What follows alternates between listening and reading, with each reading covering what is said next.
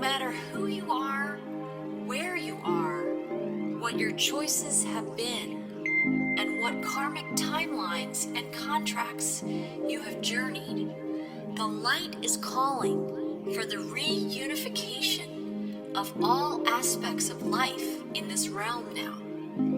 It is calling for the cleansing of all polarities. It is calling for the rising of all sacred heart centers now. All are being summoned home to the greater light now.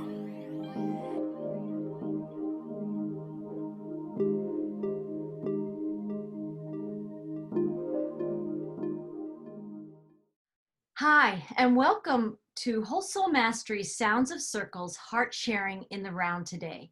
I'm Marie Moeller, and I'm an author, intuitive, and the host of the Whole Soul Mastery podcast series. I'm here today with Sharon Ramesbottom, Bonita Lakwala, Renee Tainter, and Caroline Chang. And I'm so excited. It's always such a blessing and a gift for me to connect with all of you and with everyone that podcasts with me, because we are, as we gather together in this way, we are living, expressing, and being more and more who we truly are. And for our listeners here at Whole Soul Mastery, we invite you into this beautiful cradle of higher vibrations, this nest of soul knowledge that streams through each one of us. And as I was preparing for this podcast today, I was feeling the energies. A lot is swirling around in the world, in all of our lives, in every corner of the world. No matter who you are, you can recognize that there are energies of immense change unfolding around us, within us, and through us. And there are energies of intuition, discernment, truth, and maybe a pathway through those things, using the skills of appreciation that leads us more and more into the experience of grace. And many people who might be watching this might be saying, anything but grace happening is what we're watching, that grace is the last thing, or the last words that people might use to express and explain what they're seeing, what they're experiencing in our lives right now. But I see what's happening in our world today and in our personal lives as an invitation to grace. And it's so powerful to be tapping into these frequencies with you. And I first wanted to bring a topic into our conversation as I see the opportunity for grace, and as we also spotlight the realm of the duality game, that we're all still journeying the tension, the engine of tension in the duality game to some degree. And I had a client come to me in a recent session, and we were talking about what happens when you're in a conversation, when you're at work, when you're out in the world somewhere, you're getting coffee, but somebody in your present experience is driving you crazy, is absolutely triggering you with very different belief systems or just their personality, and there's something incredibly agitating, and you find yourself in anger or frustration. How do you find a way to neutralize that? How do you find a way to neutralize those feelings? Have any of you experienced that, either with family members, with people you know, in your own experiences? And what are things that you do to move through that in a different way than your emotions or your ego is leading you into? Because that's what we're seeing. That's the lack of grace we're seeing in the world in some ways, is people not having the skills to negotiate the intensity of these times. So I'll put that out there. When you feel triggered, or you see other people feeling triggered, and there's somebody in front of them that is incredibly challenging, and lots of other things want to come up and out in reaction to that experience, what do you do to find a higher place, to find a greater neutrality, to work through those emotions so you make a different choice? Anyone? Well, what I have found through my growth experience spiritually is the knowing that that person's not separate from me. knowing that what is being triggered by what that person is saying or doing is all in me. It's not on them at all. They're triggering something that is not healed in me, because if what they're knowing that they're just another aspect of source, they're another aspect of me, whatever that emotions or feelings that are getting triggered is in me. It's not in them. And you did say you like reaction. There's a big difference between reaction and responding. And I know that I can respond to any and everything with love. So if someone is, you know, coming, to me, the best way to describe it of recent, I mean, this yesterday, I posted something on Facebook that it was a simple, true statement with an image. And it caused a lot of controversy on Facebook. And I didn't even go on Facebook, didn't even realize there was all this attack on my post until 2 days later, because I took a break from the internet. And then I go on and I was like, wait a second. I made one comment and like, you know what? If a person makes a comment or on a post on Facebook that is not in alignment with me or not in agreement, I don't comment on it. Remember the old saying, if you don't have anything nice to say, don't say anything at all. So why would I comment? It would mean I'm trying to impose what I believe onto someone else. And I say, because people use the word debate as if it's okay. Debate, argue, fight mean the same thing. You're trying to impose your beliefs on someone else. Everyone is a free, independent, unique, divine aspect of all that is. And everyone is free to share, and live their truth. And so I can have a conversation with someone. We have different ideals and different beliefs, a conversation. And at the end of the conversation, maybe I'll learn something from them. Maybe they'll learn something from me, but it's not about trying to be right. We suffer as humans from I have to be right-itis. And if I'm getting triggered, which honestly, I have to say, I don't get triggered anymore. But if I'm getting triggered, I realize it's something in me I need to heal and work on, not in that other person. They're just a reflection. They're just a mirror. Sharon, did you want to? That's beautifully said. Thank you, Caroline. Yes, thank you. Well, I'll add to that because we also look what's before us with a lens that is just singular to us and usually our ego when we're triggered. And so it is in the moment when we can trust that what is before us is there to inspire and expand us, and to look at it neutrally and in love, which is unconditional acceptance. So we can allow the divine to witness the divine, to just be.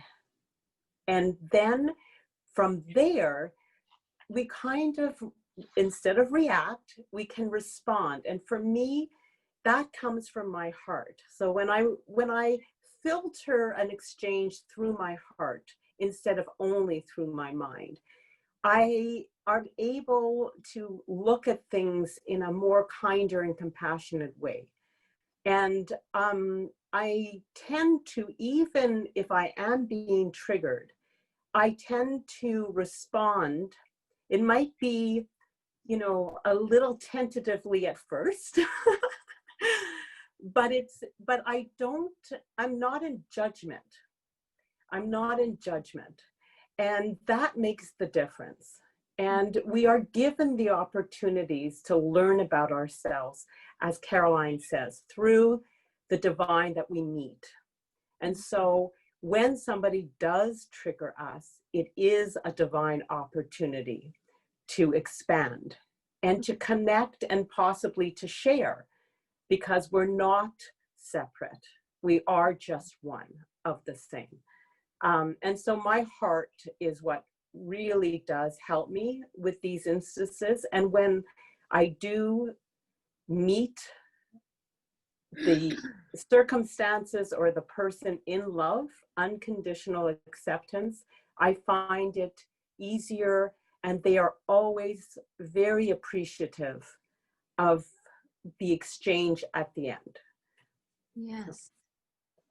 It is so beautiful how that presence and that unconditional acceptance, I'd never quite languaged it that way, that love is unconditional acceptance. And I just felt that wash over me as you said that. It's such a beautiful gift. And it's also that energy of the neutrality where you can be in your full presence. You can be in that unconditional acceptance, and therefore you can be in love.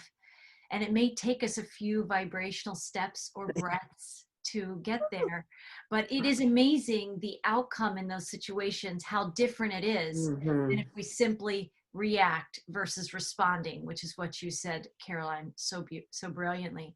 Yeah, Renee. Yes, and that's well said too, Sharon, exactly how I'm feeling when I'm in a situation like that.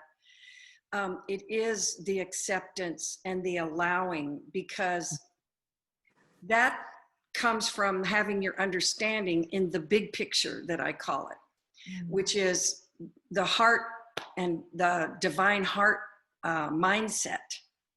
Because because if you were going to react, you would end up in your ego mindset, you know, defending, judging, or whatever else you want to do. But you know, and once we live in the big picture for a while, it's an automatic response to come from your heart, because your understanding has surpassed the understanding of the ego.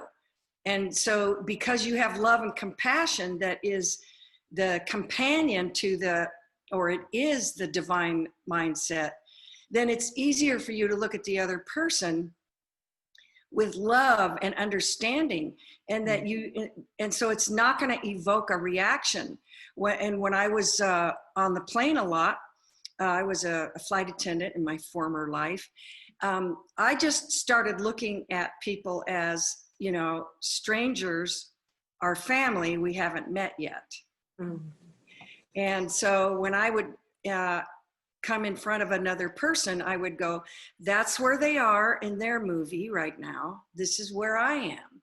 And we are together. And so, you know, seeing myself as a creator, I want to be of service. So when you're a flight attendant, that's what you're doing for your job.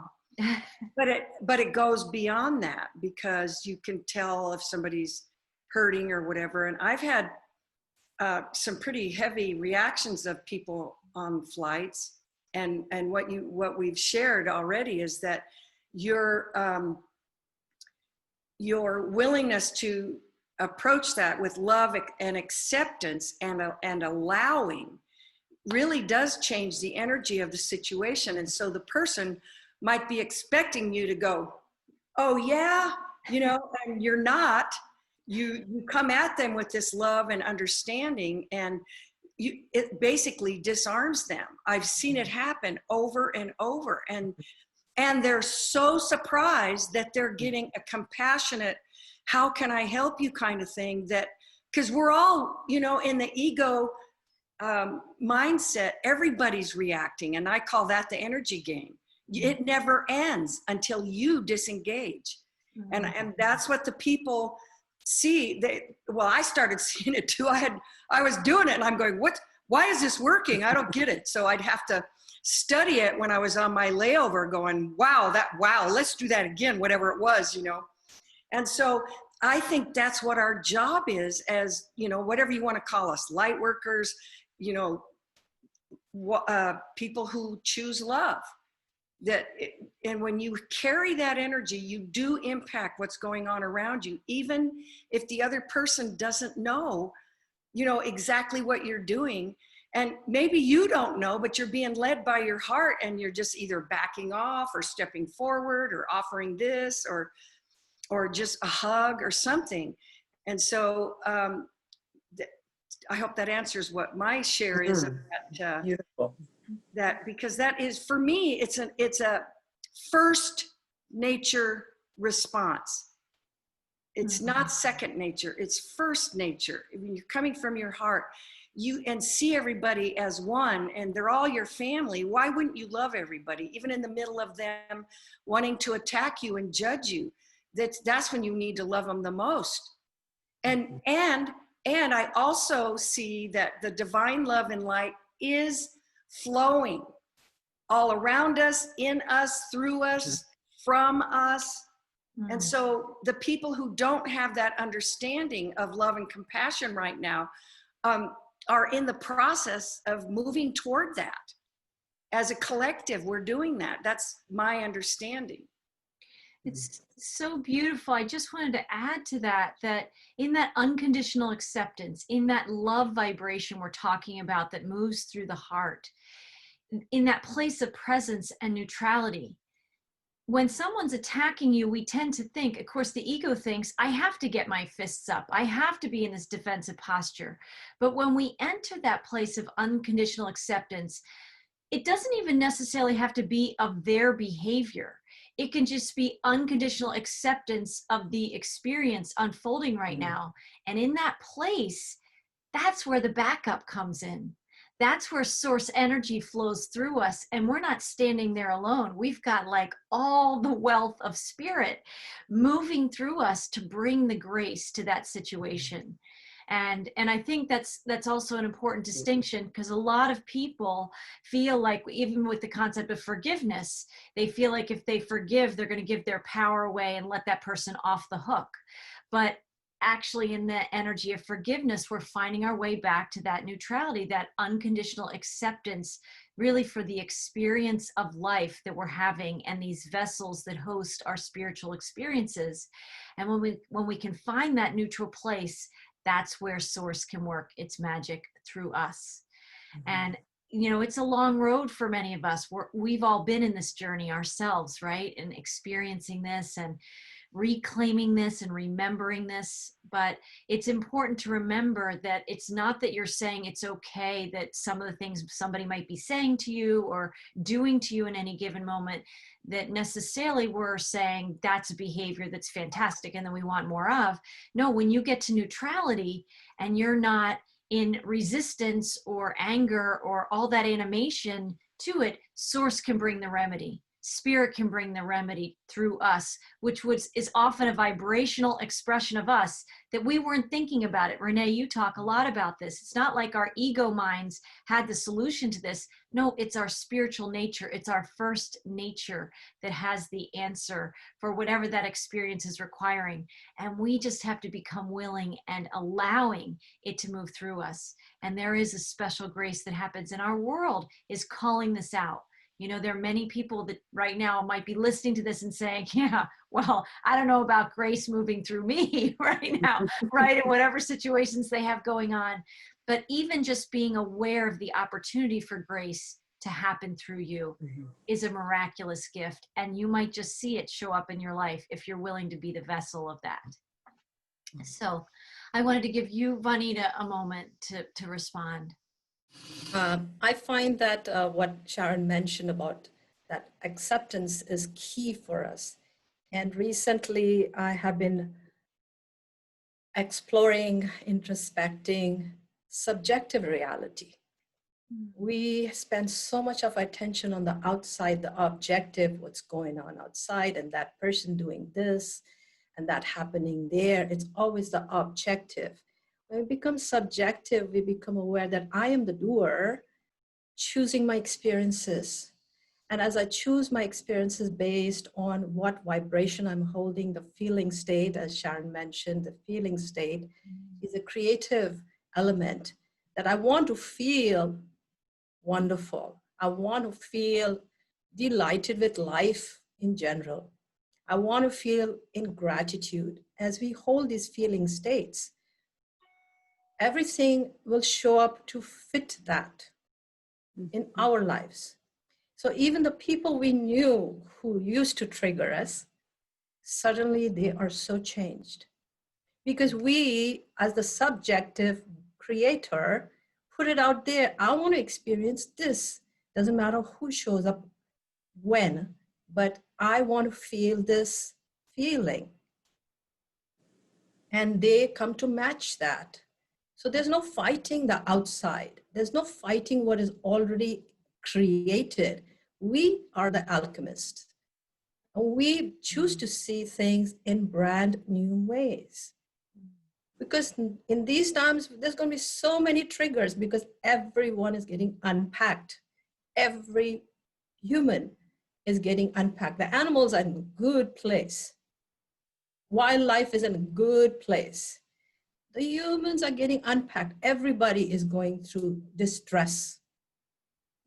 So when we understand that I can only take care of my personal experience and envision, I'm the visionary. I'm going to vision a peaceful planet. I'm going to vision happy, supportive relationships. And even the people who were prior to this visioning, they suddenly become that. We see them at the highest version of centered beings.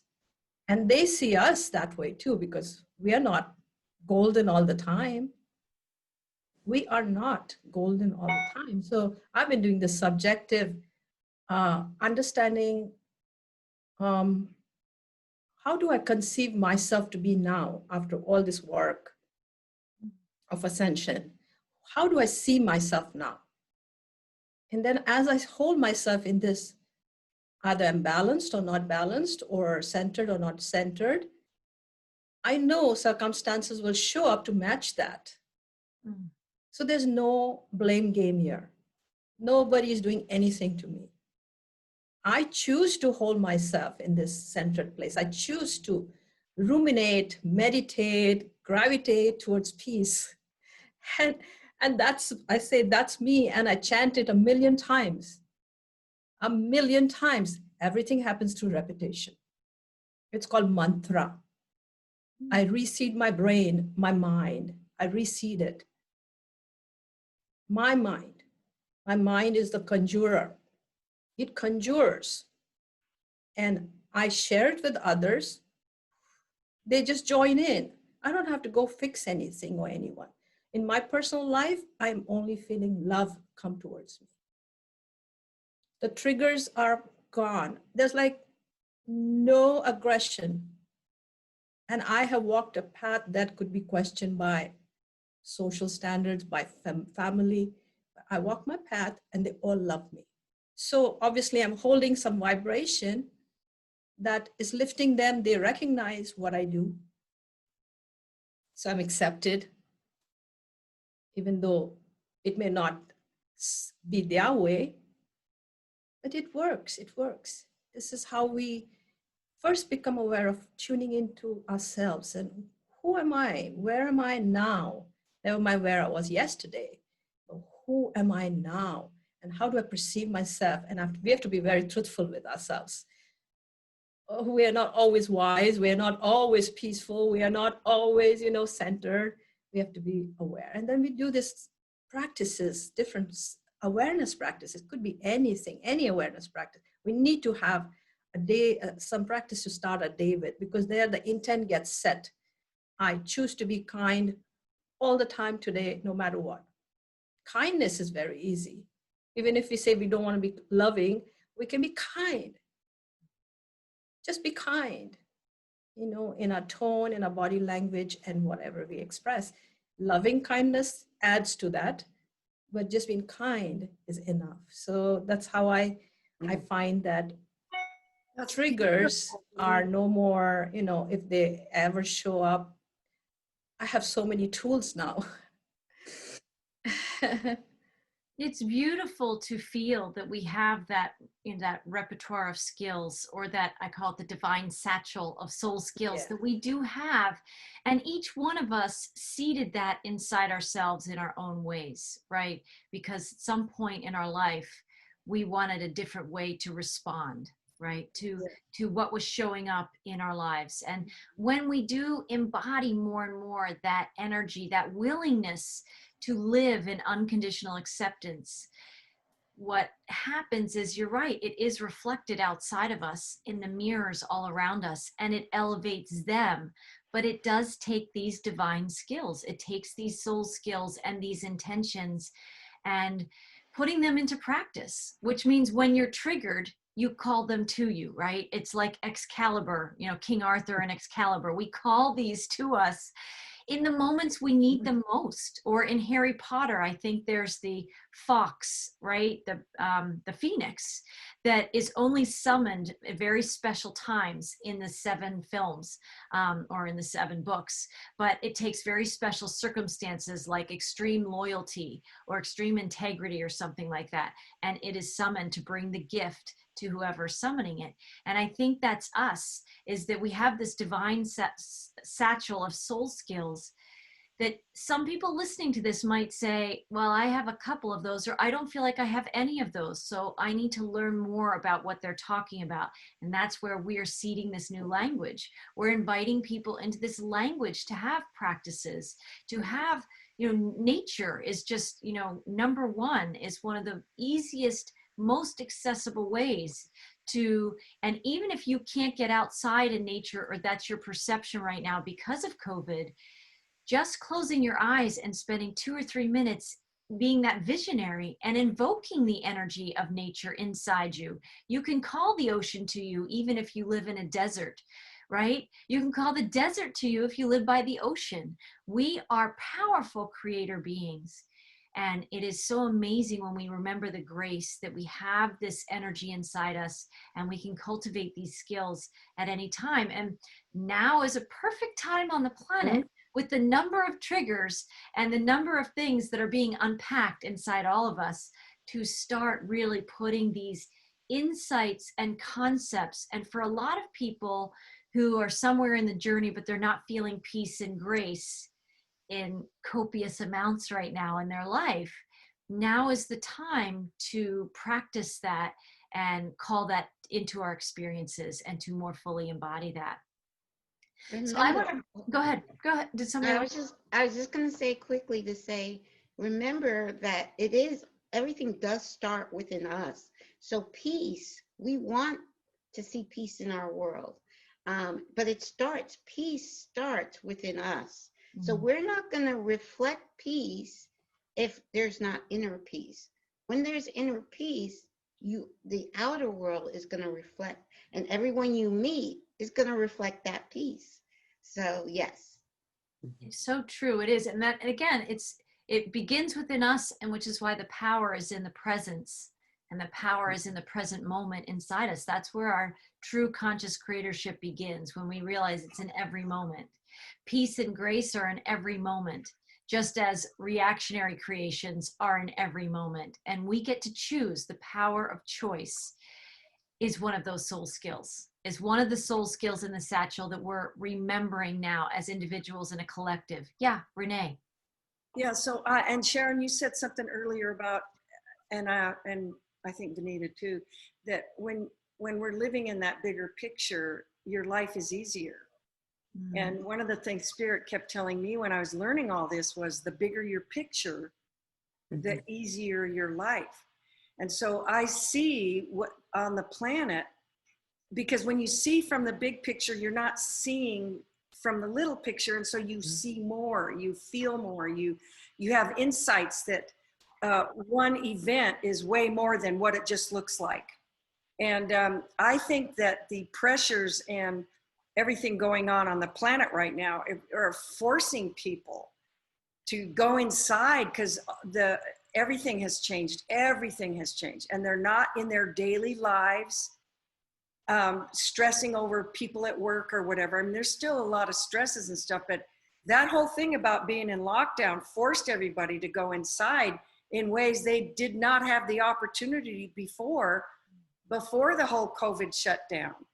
And so I think people, along with the light and love that's flowing everywhere, is just showing them these skills. You know what? Wow, I just have to let go. I can't handle this stress. I don't know what to do. I don't have the answers. And so I see that love and light as, gently, maybe not so gently sometimes, leading people into those soul skills that they have deep inside of them to call on and to let go, because you know, it's just too much stress for people. So that big picture is, which is where we all come from, which doesn't make us better, because it's a choice. And like Vanita said, she conjures up the feelings and the visions that she wants. And that's my definition. You know, when first time I heard, well, hold the space, you know, what does that mean?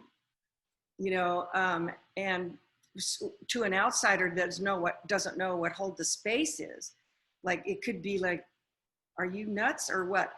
But it's just, I think, amplifying our feelings, our knowingness, our state of consciousness, that is inclusive, that we include everything, all life, the whole cosmos, and just holding that knowingness of who we really are, what we're connected to, and where we're headed, because it's a fluid movement. It's not static. We don't stay stuck.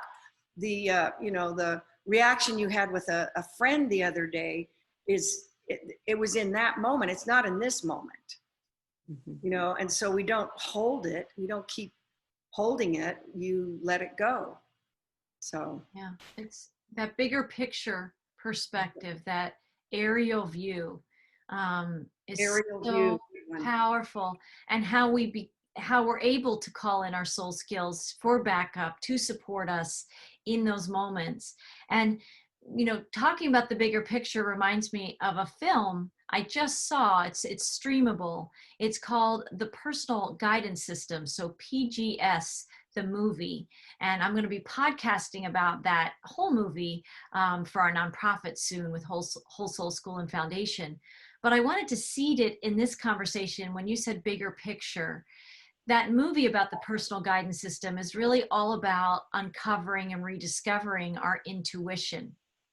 And there are many beautiful speakers in that film that the filmmaker interviews on a quest to understand this personal guidance system.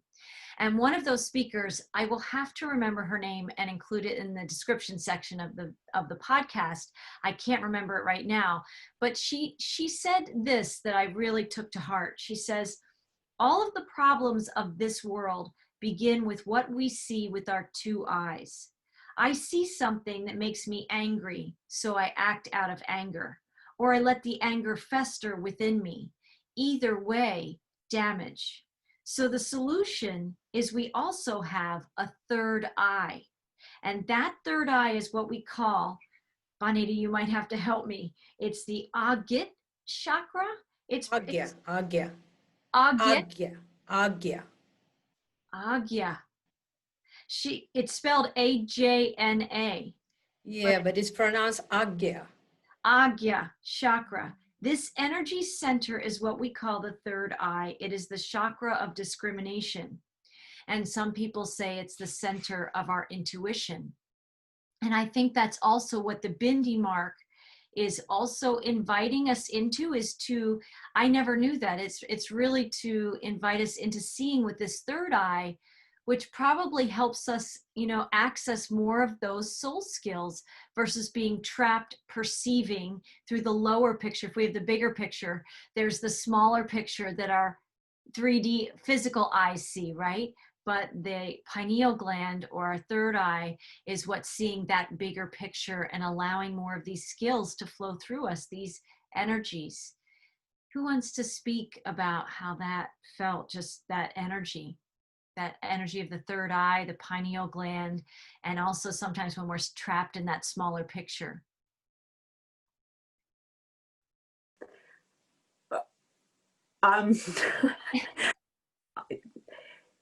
I don't know if I could speak about the third eye, but I can speak about intuition and discernment.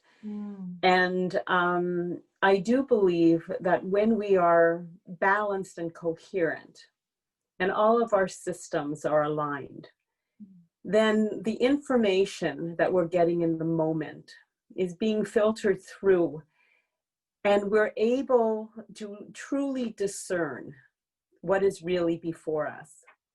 And so, you know, we're not grabbing a hold of this little piece or that little piece that's telling an old story or whatever, but we're able to see the big picture.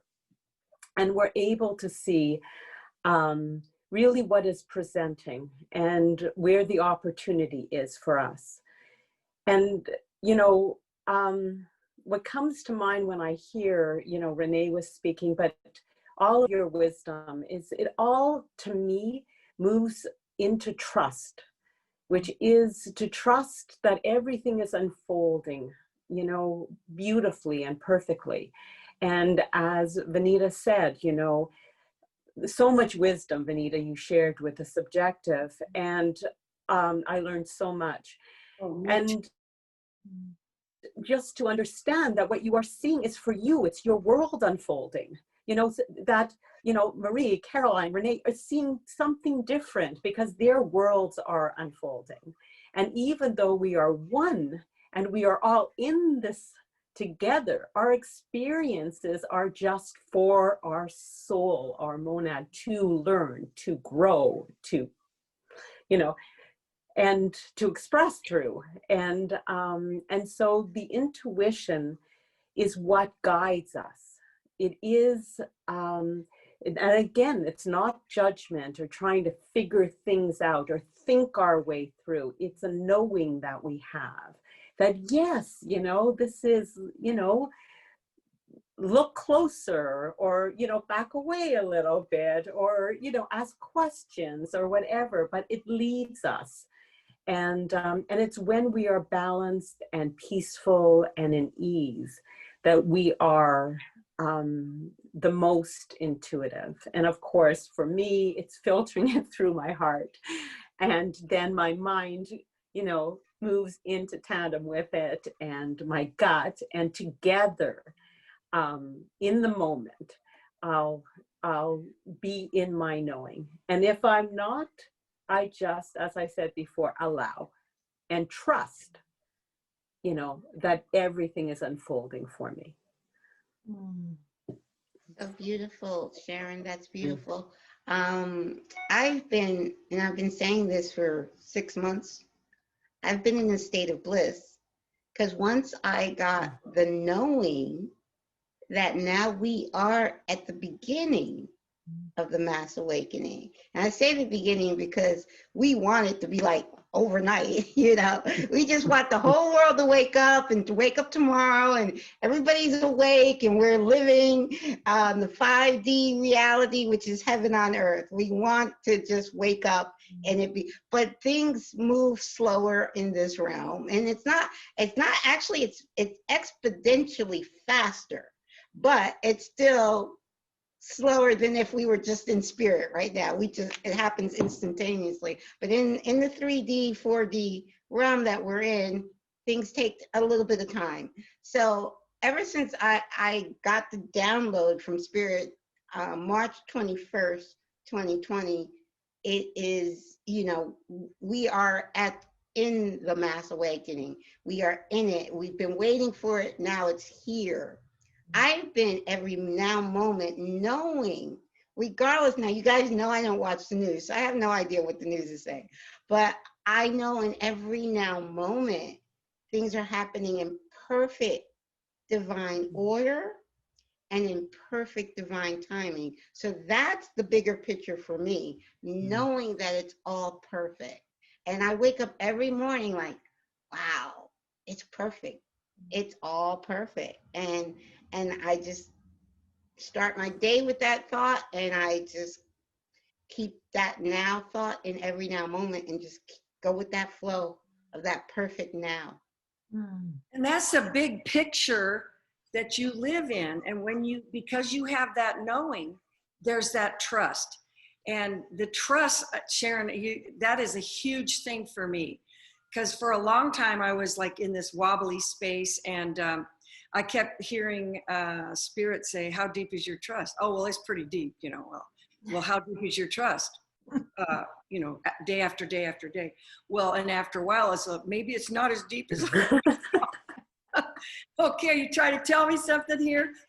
But, you know, trust is, I think, trust is a letting go, because as humans, our human side wants to control what's going on, the energies, the people, and manipulate things so we can create what we want, instead of allowing and that knowingness that solutions and whatever you want is already there. It's coming to you if you let go and trust and just know that as creators, it's coming to you. It may not come in the way you had expected it, but it's going to be way easier than you trying to manipulate people and situations around you.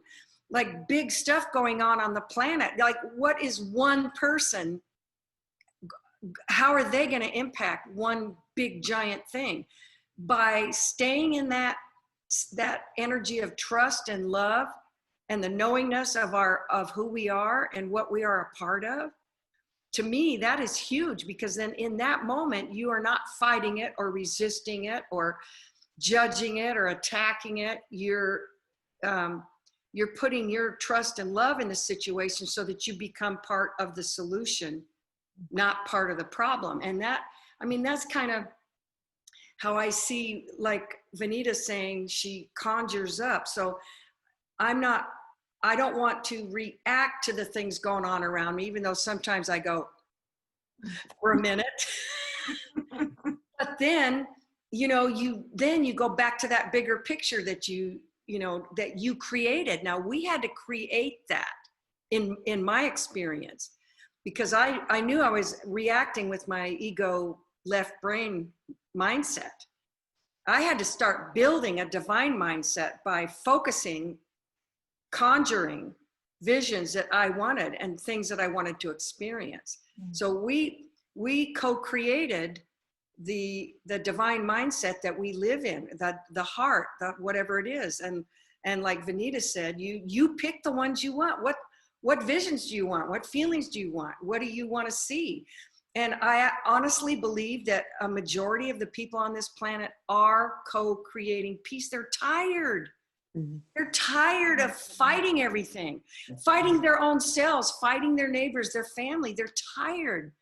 And so I think that is a part of them letting go and just falling into trust. Okay, I don't have the answers. I'm just going to trust. And so it's all working together, all of it. I can tell you for sure, because I don't watch the news, because, and I'm living that, what you just said. There's so many on this planet, 99% want peace.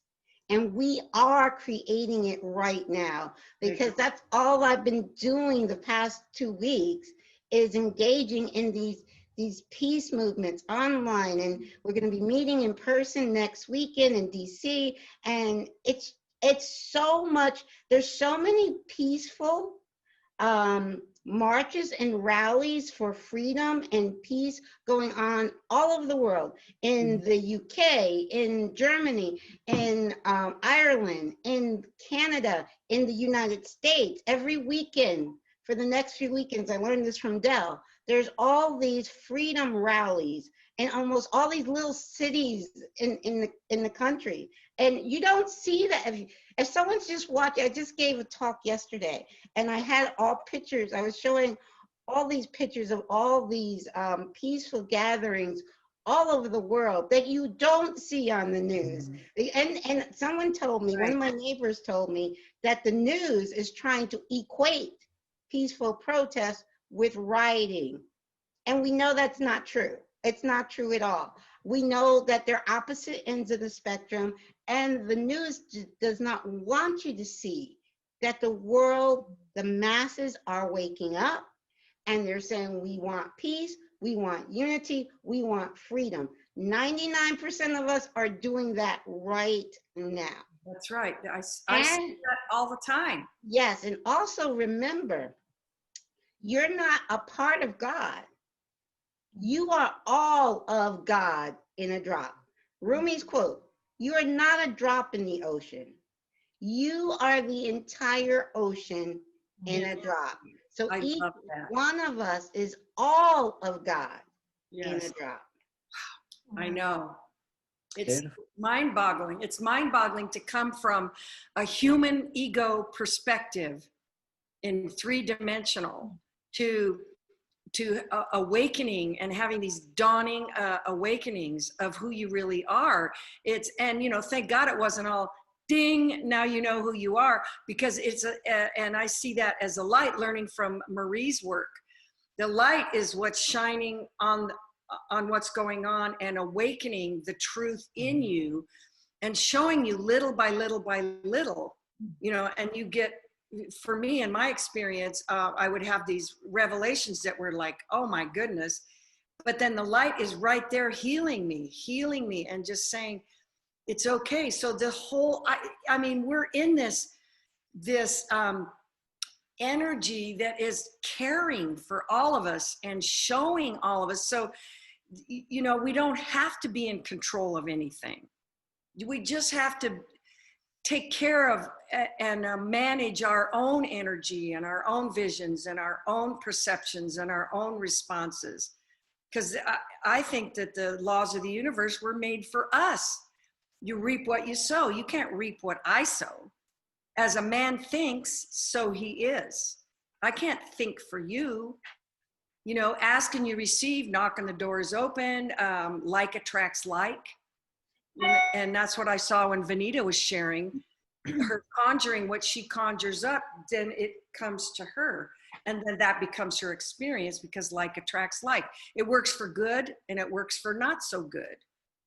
And I just trust the light and love, because we're, you know, we can't step out of it, right?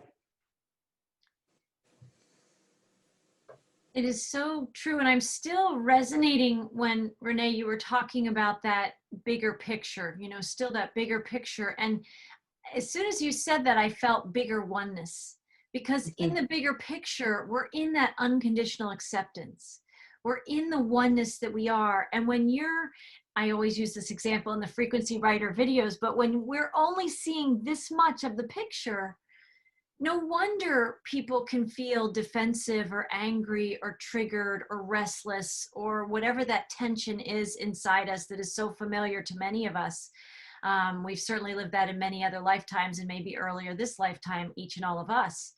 But when we expand our consciousness and we see from that bigger picture place, we can fall into that place of trust. We can engage our heart centers more. And it is something that emerges within each and every one of us. It's like you were saying, Caroline, it happens inside us. The peace many desire on this planet, the freedom we desire, isn't something out there. It's something inside us.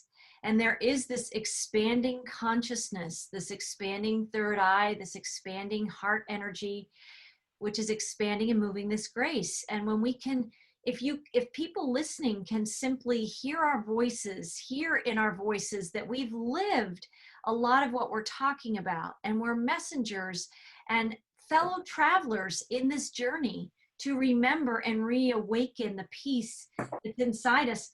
The only other quote I wanted to read from this film was another person, can't remember his name, but he was fabulous. And he was talking about, he said, grace makes everything so easy, so light. So when you are guided by that GPS, basically that intuition, right? That's when grace happens. So we can make our life complicated, but grace makes everything so easy. He's saying life is not in pieces, life is in peace. And he's showing us that grace is that natural essence inside us. Peace is that natural essence. Freedom, sovereignty, many of the things people desire, but because we've been so conditioned in this realm to believe that it's tension and agitation, somehow how we agitate things, or we push through, or we power through. It's so the ego's illusions in our lives, and it's so the conditioning of this realm that has taught us this, that we have to strive for and fight for and goal for and push for. But I like how that teacher said, grace happens. Grace happens when we allow and we trust. And I know that can be a foreign concept for many people, especially if you're in the heat of struggle with yourself. If you're struggling and feeling some kind of heat or fire right now, and it looks like the fight is out there, or the challenge is out there, or the fear, something out there is making you feel afraid. Like we've all said, there's a mirror, there's a reflection that something in here is feeling that heat. Something in here is feeling a match to what's restless and agitated and disorganized or chaotic out there. But grace happens when we allow ourselves to recalibrate and reset inside to a new living vibrational coordinate inside us. And I know I can feel this energy of grace really since I watched that film. There's something that films do that sometimes when they really have a pure, an amazing higher perspective energy, it really seeds us, just like these podcasts we hope do for other people. It really seeds a different knowing than what our two eyes might be perceiving in our physical world. Our inner knowing knows something better. And that's where the grace is. That's where we can feel so good, even though we all are at some level aware of the tension in our world right now. We're moving through the tension to get into that place of grace and peace. It's extraordinary. These are extraordinary times. It is. Wow. Yeah. Yeah. It's just to piggyback on what Marie just said, it's so, I wake up every morning thinking we are living in such an amazing time of the Great Awakening, which has been spoken of for centuries. We are living in this time, and to be living in this time and be awake is amazing. Now, if I wasn't awake, I don't think I would not want to live in this time and not awake.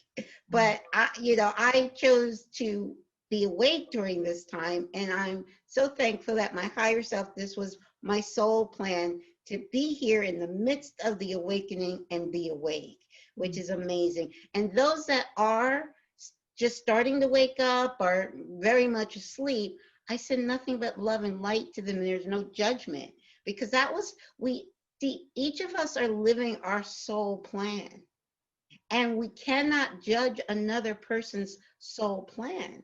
For some souls, they may not even have decided to wake up in this time of awakening, and it's no judgment. It's nothing but because we're all God wanting to experiencing everything. So, for that soul, they just might want to experience more 3D, which is fine. No judgment, because it's all good. It's all God, and it's all perfect divine order. Yeah. Yeah. Vanita.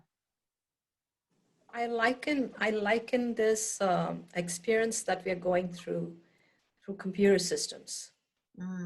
When I finished my master's, I got into a software company, and at that time and during my schooling, we used the DOS operating system, the disk operating system with the floppy disk. Yes, and you had to put for every program, you had to put a floppy disk in, and you could only have one program at a time running. There was hardly any color. Everything was black, gray, green, I think. And you had to learn all the commands. We got really good at that. Floppy disk, big computer, everything was cables running everywhere. And in the midst of, my second, third year, the Windows came in, Microsoft Windows. And we, of course, we're so attached to this is all I know, and how will I learn that? And the Windows was giving us more capability, more screens, more color, more graphics, and memory, and everything. We all sense resistance in us, especially those who may have been older in age.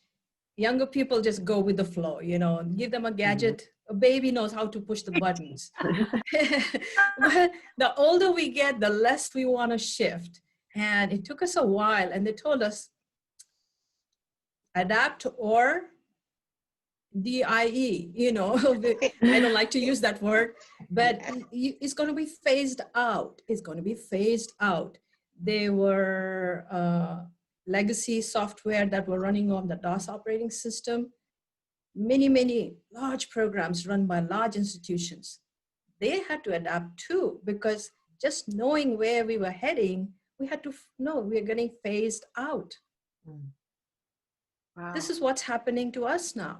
That's We're good. phasing out of that restrictive one program. This is all it is, black and white to color, and finding potential and being able to put everything possible in our screen. And will we let go? So I see it like that, you know, we become aware of what's going to be available for us eventually. And we already feel it in our personal lives because we are very adapting, allowing things to release.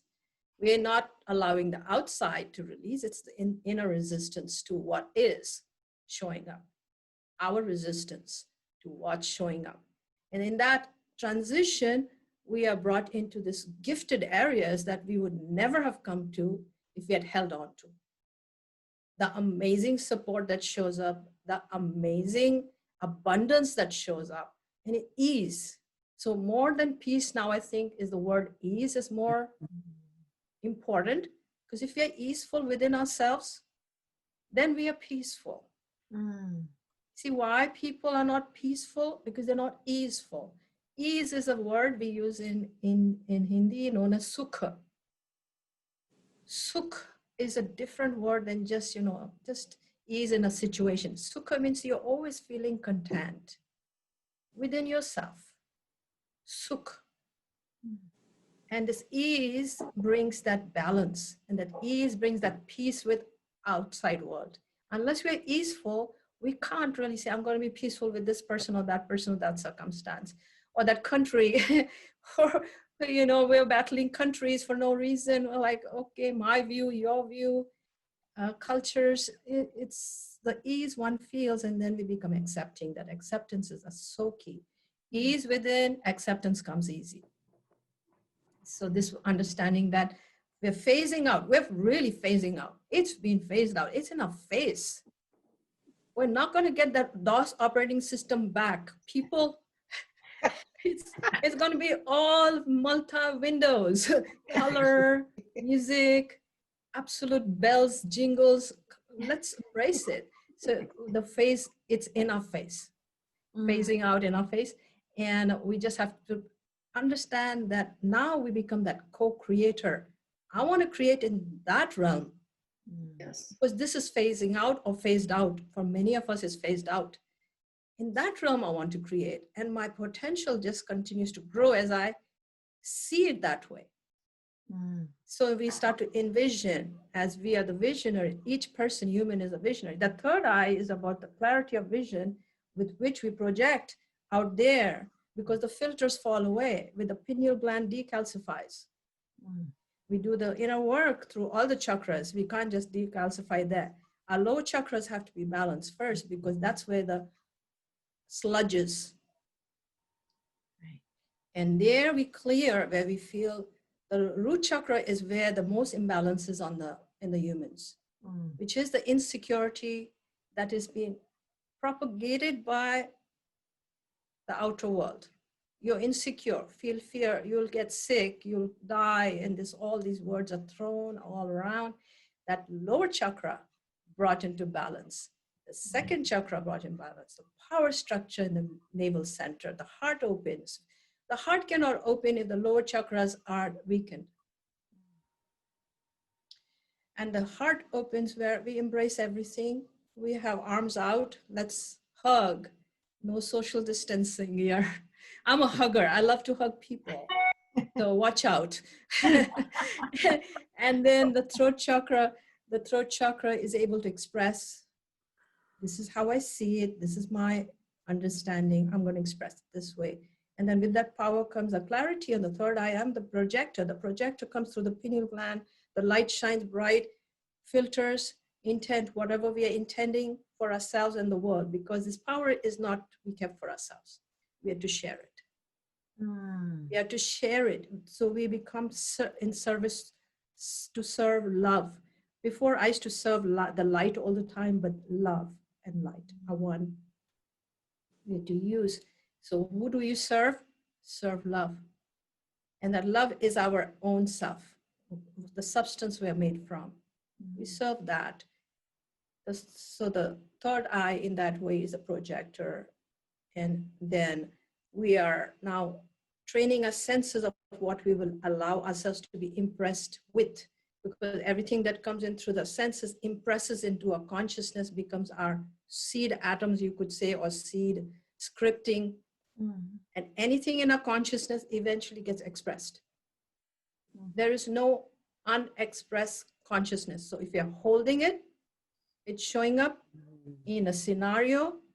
We'll fight it if we don't like it, but it came from us.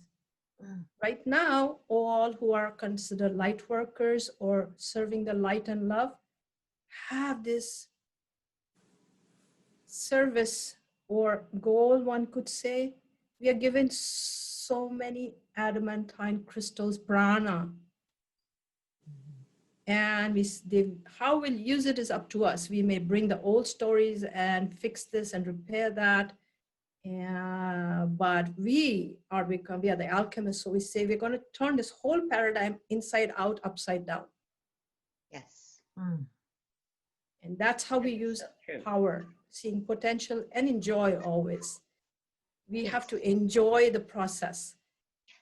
Because otherwise we'll go into the old modalities. I'm doing this for you. You can't get it. And, we're miserable because sometimes we do charity work like that or volunteer work like that, and we are not in the joy. And what are we giving out? Not joy. Whatever we give out, it has to be coming from that joy state.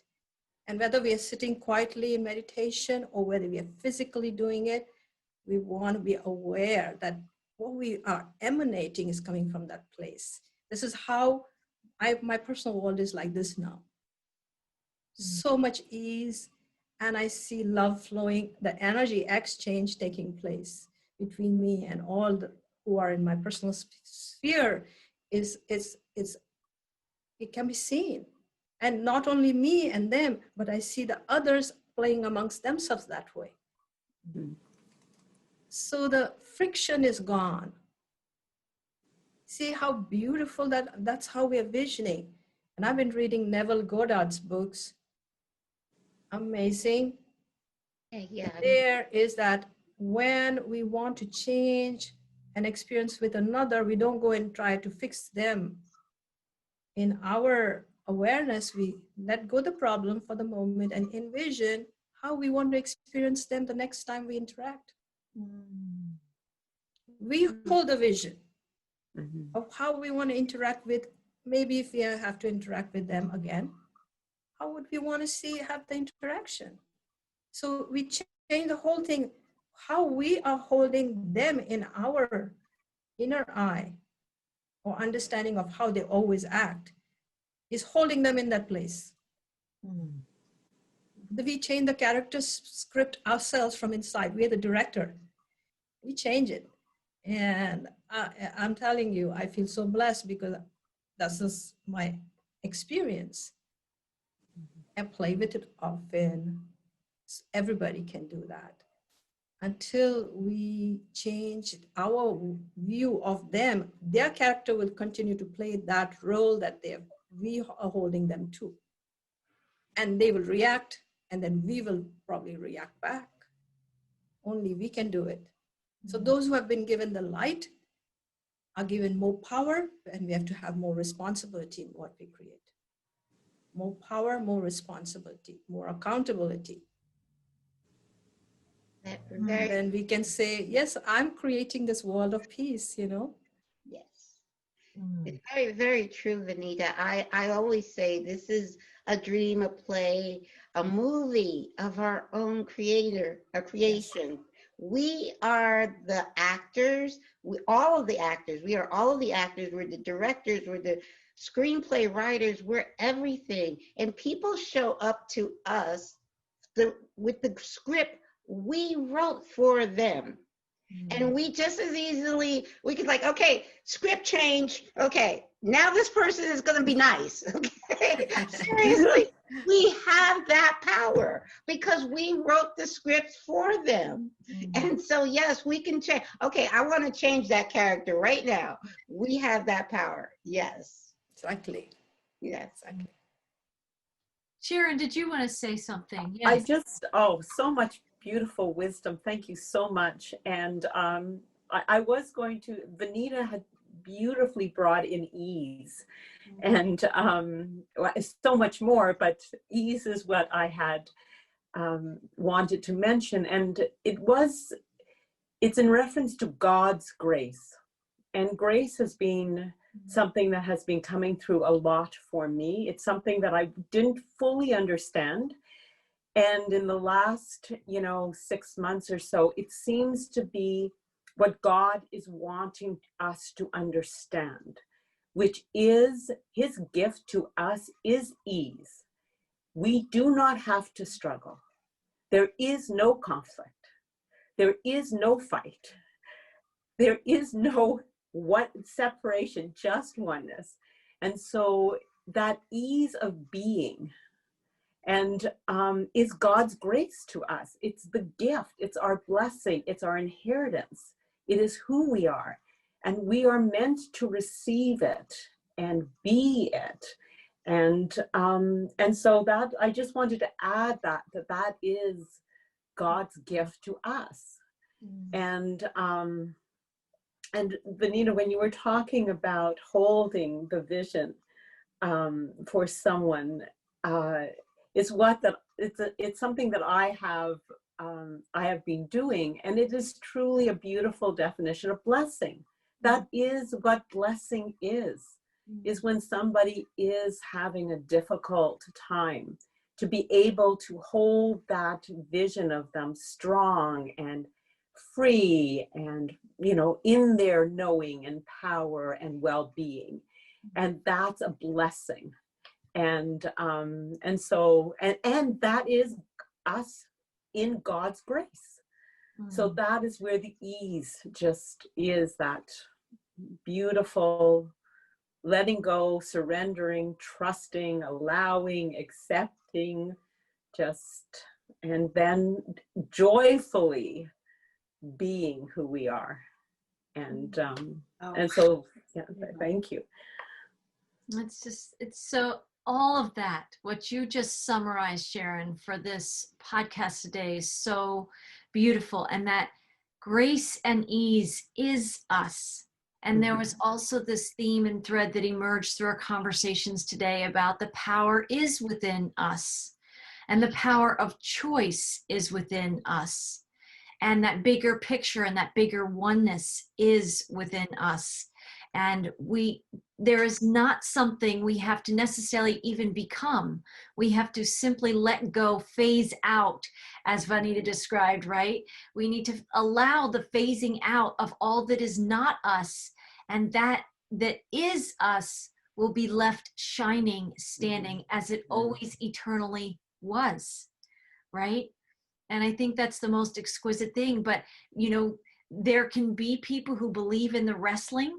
They're trying to hold on to what's phasing out, right?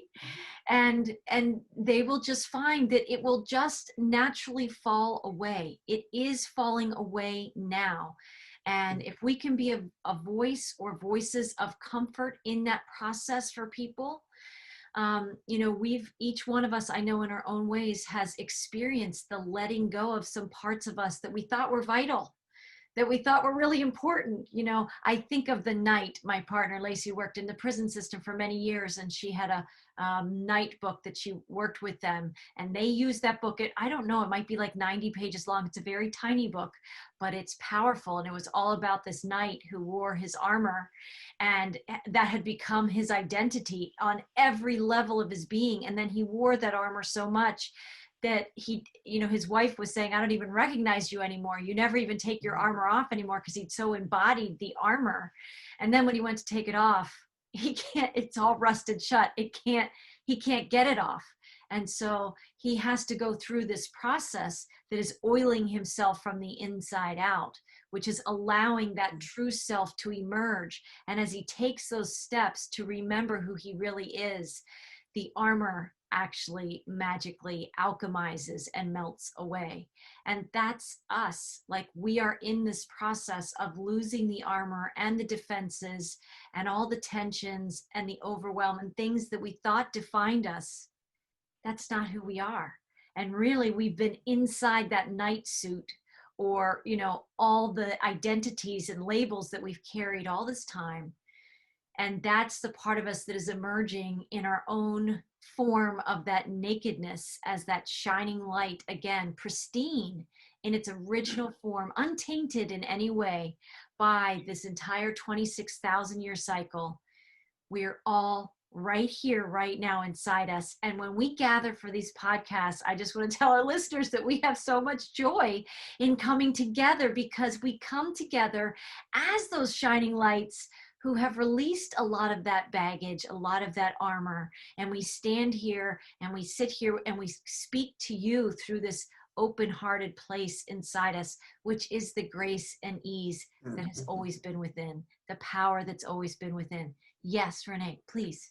Yes, and I always learn so much, and we've all shared that because we're in our own little wave of transformation, and I just always come away from these sessions just learning way more than I knew before. Me too. But I have a question I would love to share with you, because I learned a few months ago that, you know, because I've always thought of myself as a creator, and so I give my love and my light, and I just shine it on the whole planet, in the galaxies, known and unknown realms.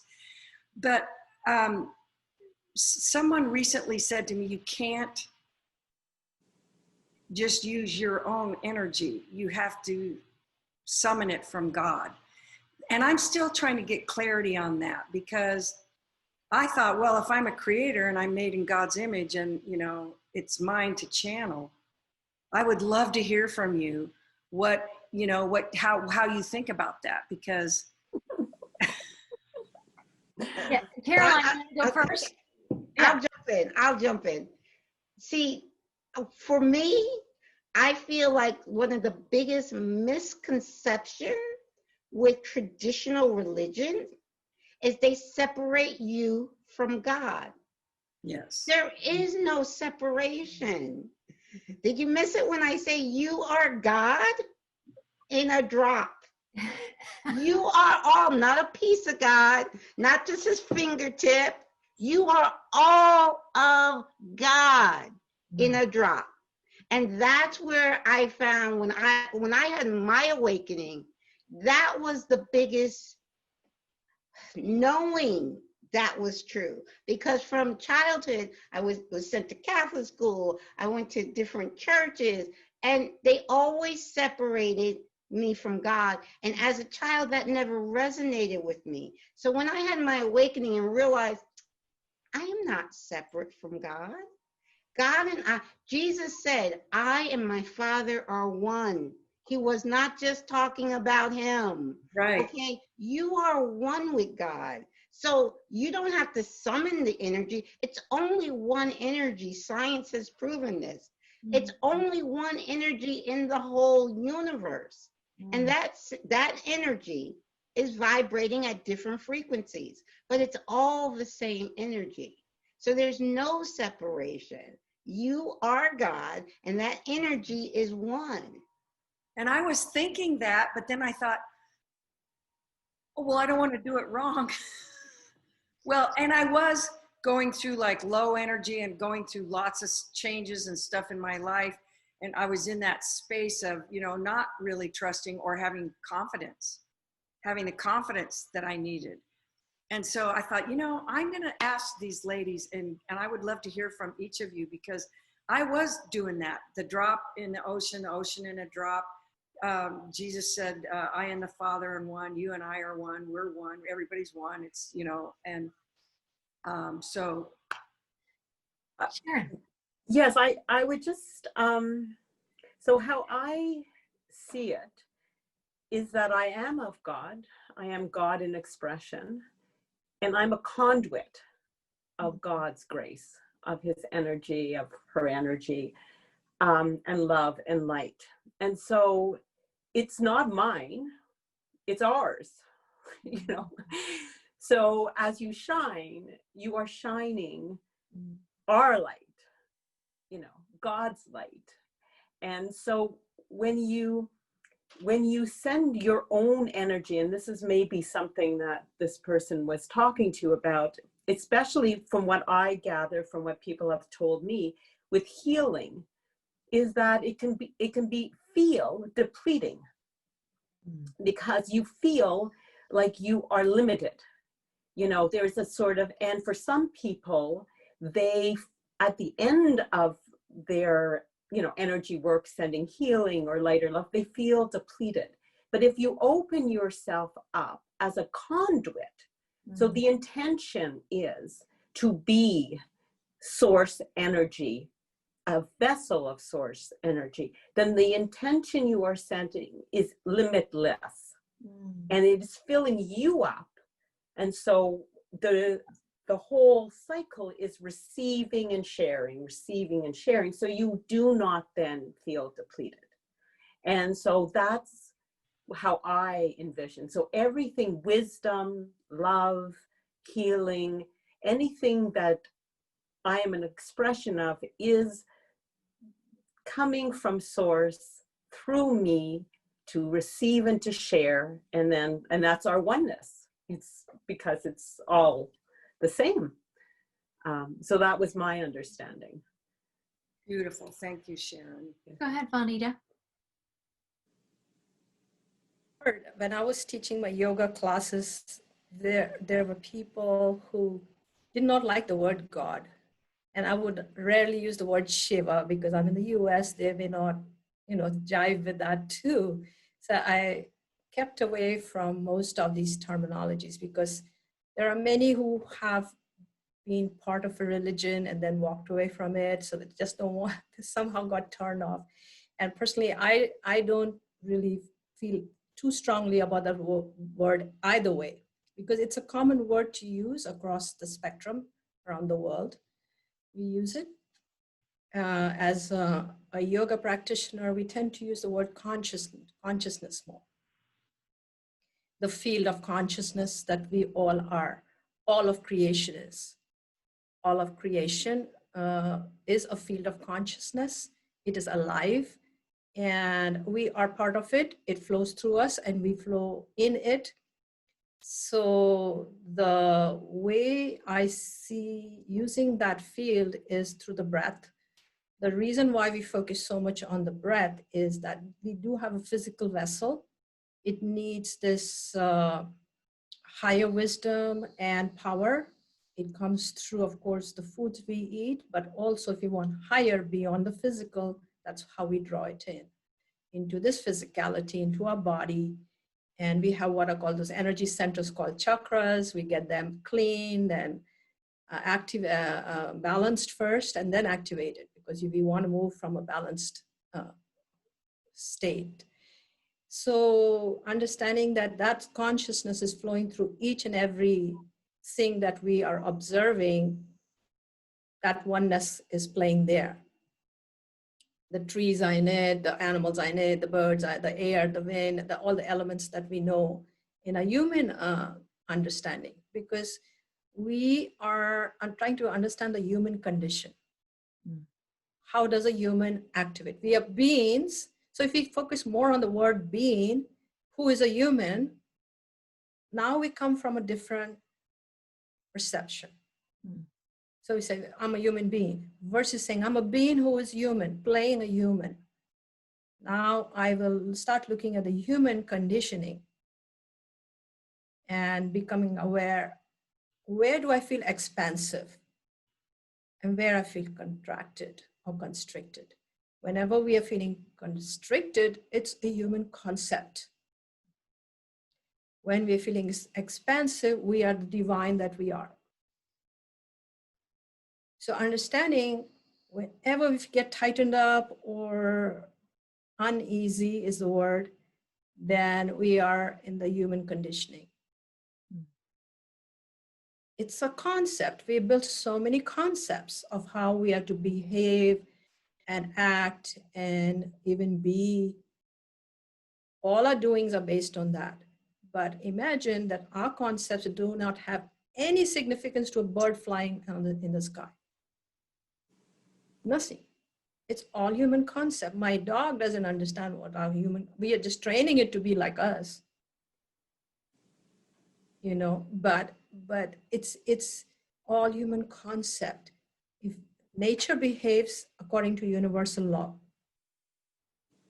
until we humans start to train nature, then it starts to behaving according to our concept of what should be. Now we're throwing off our armor, a metal, rusted metal. It hurts to do that. And meanwhile, we know we have to, or we will not have any more place to breathe. So we throw it off, and then we become the shining knight that we truly were without the armor. This is my understanding of, we call it source, we call it consciousness, we call it consciousness field, many terminologies, and we bring it through prana, which is a life force coming into this form and saying, okay, I'm ready to become my shining self. But first we have to do some work. And if we don't even do yogic practices, just that being in the heart center, being loving, kind, those qualities, imbibing those qualities, which are in all our scriptures. And all our scriptures talk about the divine qualities. Whatever we focus on, the qualities, we become that. We become that, and we repeat it over and over again, because whatever we repeat becomes real for us. It's so simple. And then we are full power, and then our creation is also exhibiting those qualities, whichever form. So our world, of course, becomes peaceful, harmonious, and then we circulate these vibes with whoever we interact with. We see them as that too, and then they see themselves as that too. Their narrative changes. The narrative changes. We are changing the narrative by speaking this word. So there's a lot of awareness practices are key during this time, even though we may, have conversations. Then after we leave each other's presence, we may again fall back. But if we have our own personal awareness practice, it's just sitting quietly, lighting a lamp in silence and darkness. Or of course, for me, it's yoga and traditional yoga, not what is being projected by the movement of the physical, but talking to prana, energy work, and then going into stillness. Can you go into stillness and be with yourself alone for long periods of time? And in that stillness, you find balance. And in that stillness, you find maybe some resolutions to situations in your life. But if we are in the noise all the time, then we are getting imprinted by the noise of the outside all the time. It's imprinting us. Now we were just going about to find ourselves. We got lost again in the outer. In others' narratives, their stories, what's happening, and the shoulds. Why don't you feel fear during this time? There's a virus around.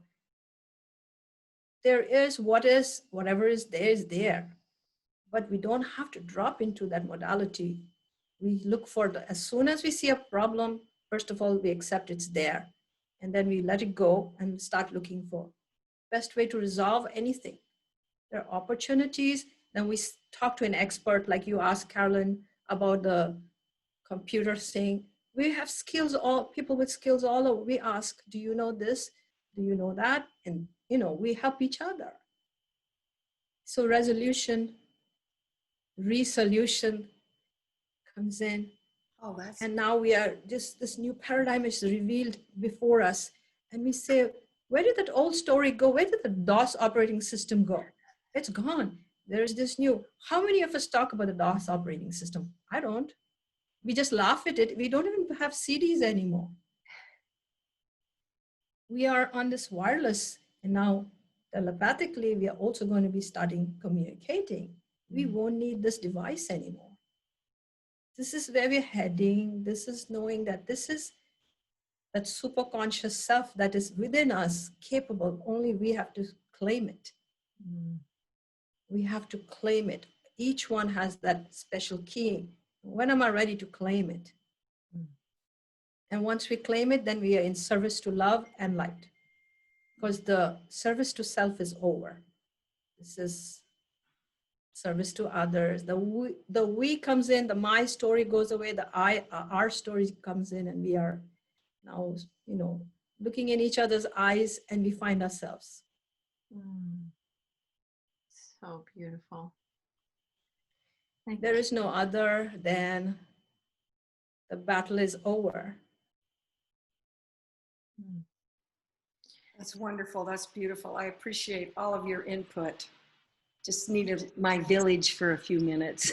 Yes, it is so beautiful, and the way the energy flows through each one of us as aspects of the oneness, right?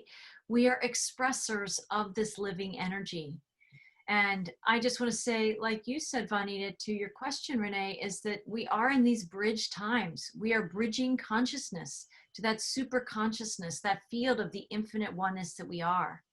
And the one thing I would just say is I've focused a little bit today on perception, which eyes are we seeing through, right? And through perception, we're also partnering and becoming more aware of our vibrational location, right? Our vibrational emissions. What is the space I'm vibrationally occupying, which is really presence.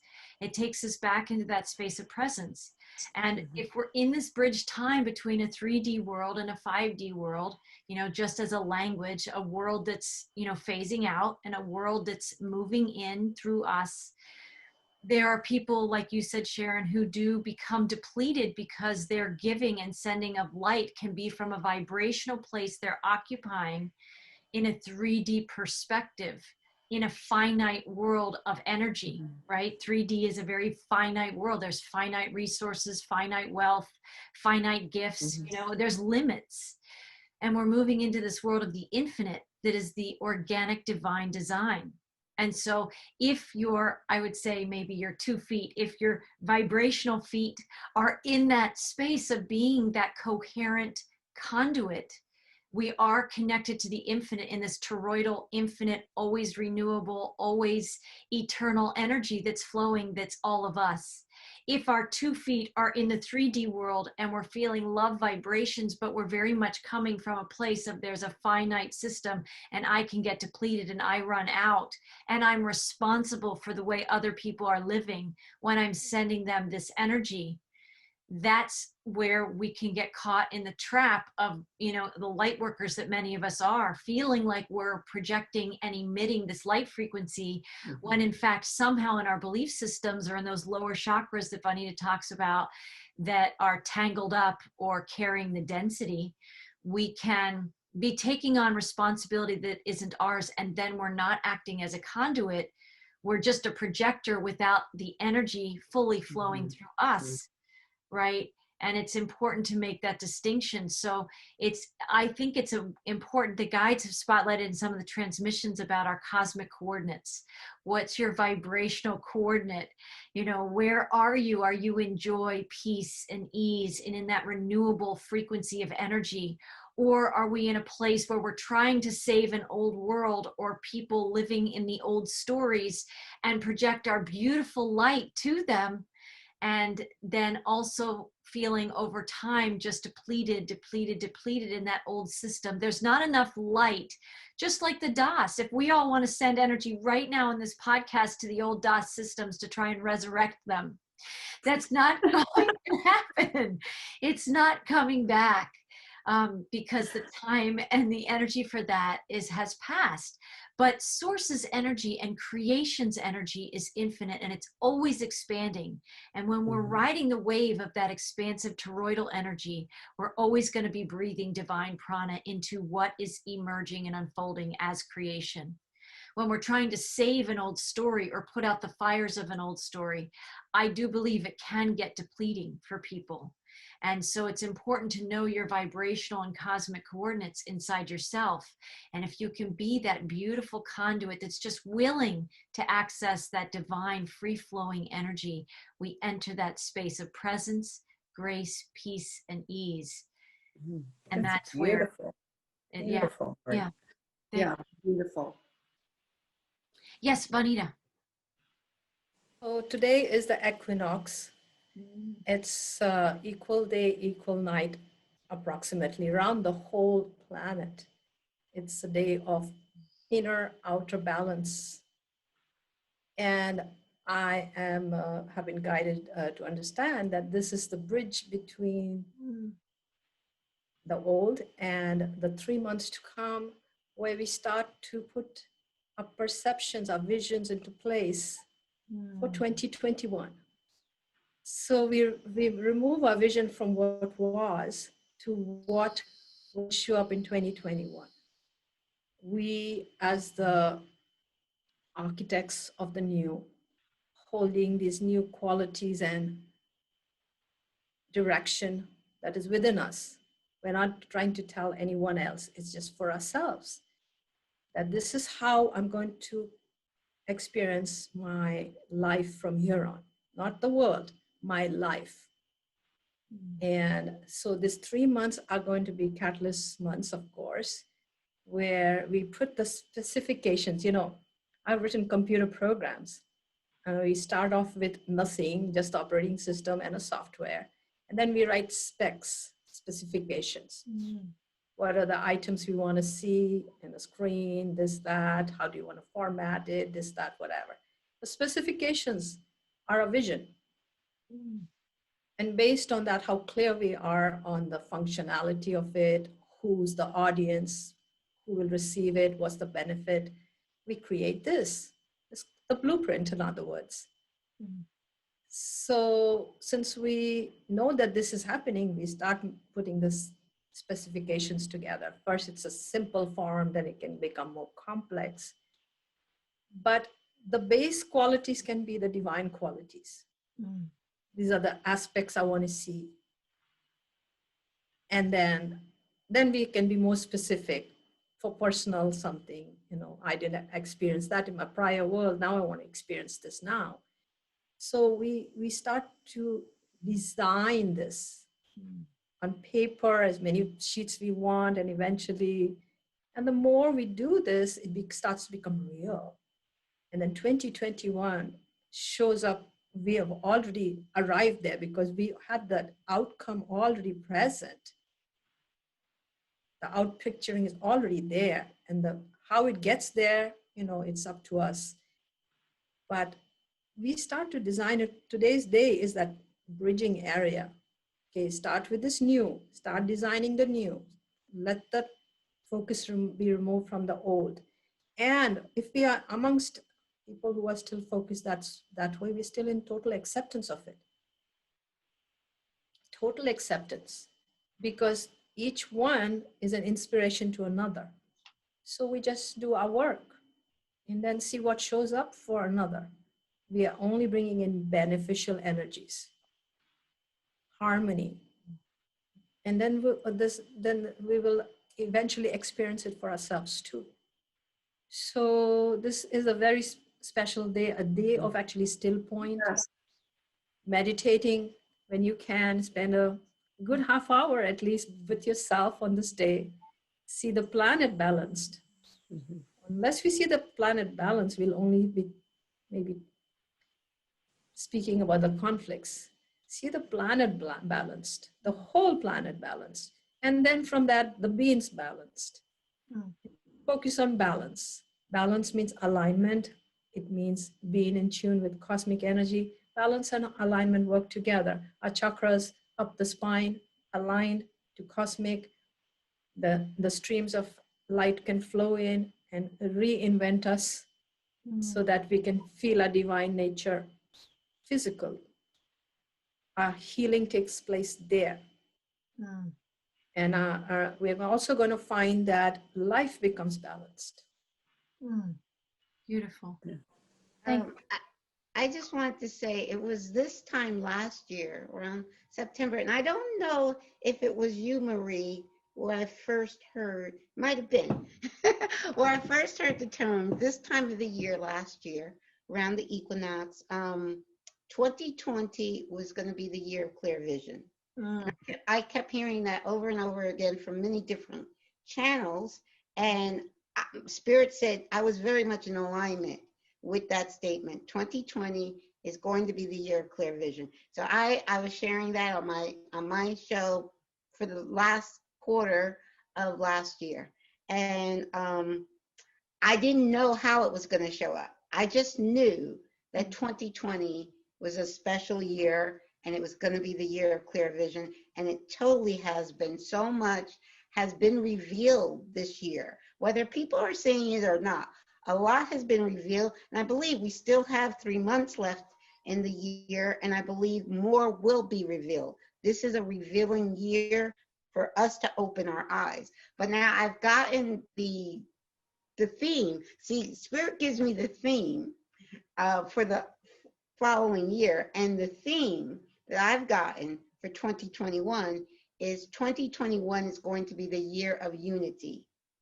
And I've already started, as soon as like maybe 2 or 3 weeks ago, I got that information.